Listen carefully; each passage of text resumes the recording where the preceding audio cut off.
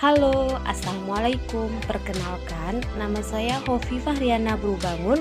Saya dari Prodi MPI semester 3. Kali ini saya akan membuat video mengenai pembahasan tentang sensorik dan motorik pada manusia untuk memenuhi tugas mata kuliah Psikologi Umum dengan dosen pengampu Ibu Imasari Ramadhani MPD. Baik, tanpa berlama-lama, langsung saja kita ke pembahasannya.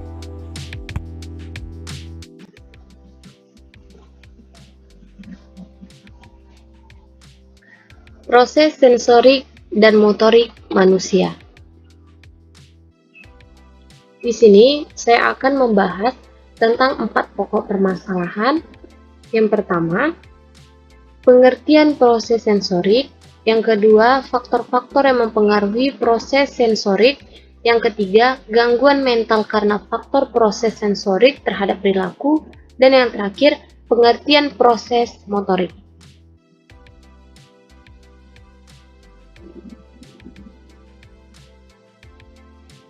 Proses sensorik. Proses sensorik adalah kemampuan untuk memproses atau mengorganisasikan input sensorik yang diterima. Secara umum, proses sensorik juga dapat diartikan sebagai proses masuknya rangsangan melalui alat indera ke otak atau cerebral, kemudian kembali melalui saraf motoris dan berakhir dengan perbuatan.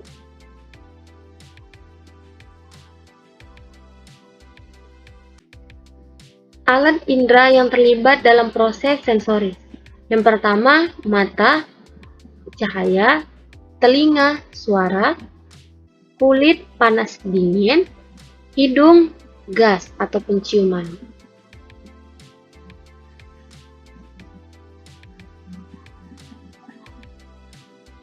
Pengamatan akan terjadi bila ada perhatian terhadap rangsangan, ada stimulus mengenai alat indera, saraf sensoris meneruskan rangsangan ke otak, dan individu menyadari adanya rangsangan.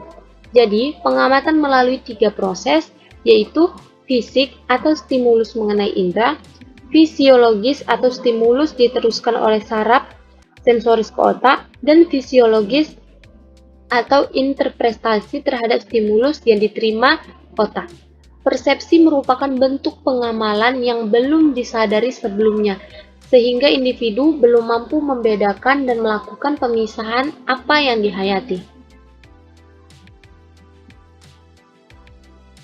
Faktor-faktor yang mempengaruhi proses sensorik.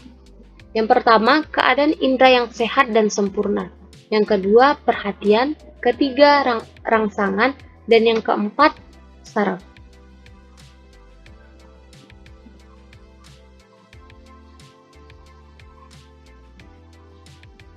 Gangguan mental karena faktor proses sensoris terhadap perilaku. Proses sensoris yang terjadi pada seseorang ternyata jika tidak berjalan semestinya dapat menimbulkan gangguan mental yang tercermin dalam perilaku, yaitu osilasi, ilusi, dan halusinasi. Penyebab terjadinya ilusi antara lain keadaan fisik, ada penyebab rangsangan yang keliru, kebiasaan mempercayai suatu objek yang berupa, misal, tebangan pohon pisang dikira mayat. Yang ketiga, harapan-harapan tertentu sehingga menimbulkan berbagai prasangka, tidak adanya analisis terhadap kesan yang diterima, dan adanya kesan secara keseluruhan.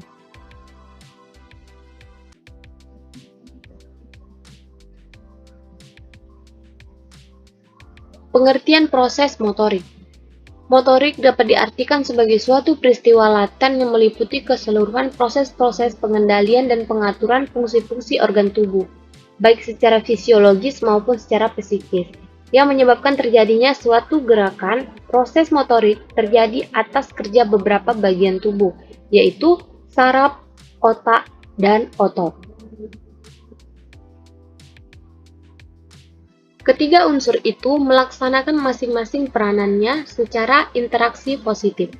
Artinya, unsur-unsur yang satu saling berkaitan, saling menunjang, saling melengkapi dengan unsur yang lainnya untuk mencapai kondisi motoris yang lebih sempurna keadaannya. Gerakan motorik berupa gerakan involuntar atau gerakan yang tidak dikendalikan kehendakannya, gerakan voluntar atau gerakan yang dikendalikan kehendaknya, dan gerakan refleks. Gerakan refleks timbul sebagai akibat adanya stimulus reseptor di dalam tendon, jaringan otot, kulit, selaput silinder, mata, ataupun telinga. Terdapat berbagai jenis gerakan motorik. Gerakan refleks, gerakan terprogram, dan gerakan motorik halus. Menulis, merangkai, melukis, berjinjit, serta gerakan motorik kasar, berjalan, merangkak, memukul, mengayunkan tangan.